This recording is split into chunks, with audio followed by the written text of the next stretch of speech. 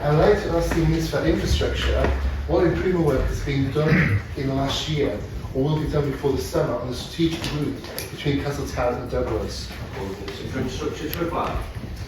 Thank you, Mr. Speaker. In the last year, the Department undertook significant works to the drainage system on Richmond Hill to improve safety by reducing the risk of flooding and surface water.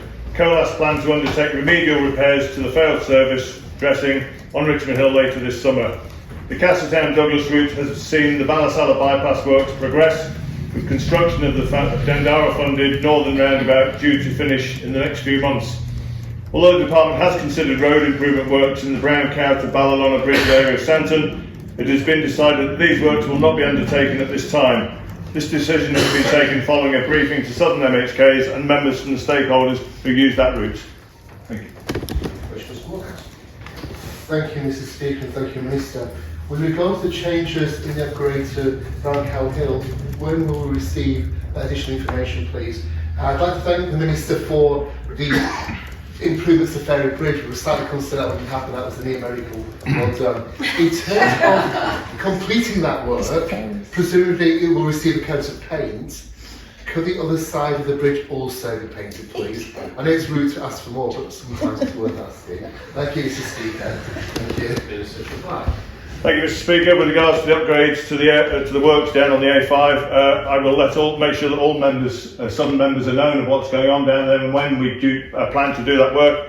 And I'm sure as soon as the mortar on the bridge is dry and everything is okay, then somebody will get down with a paintbrush and a can of paint and make sure that it looks as good as possible, as soon as possible. Moorhouse. Thank you, Mr. Speaker. Reference was made to the roundabout in the initial answer. In terms of that roundabout, it is becoming quite an unattractive area. In terms of taking that forward, are there any plans, anything to kind of make a real statement that this is the Island Man and welcome to it and goodbye from the island? But also, in terms of that routeway, the mileage post that was improving, it was a really tremendous thing, the infrastructure is there. Yeah, really, really good. But in terms of the surroundings of it, it's now covered with cones and rubble. Can we get that final bit improved? Because it is a really potentially attractive environment and a really good access and exit point to the island. Thank you, Mr. Speaker.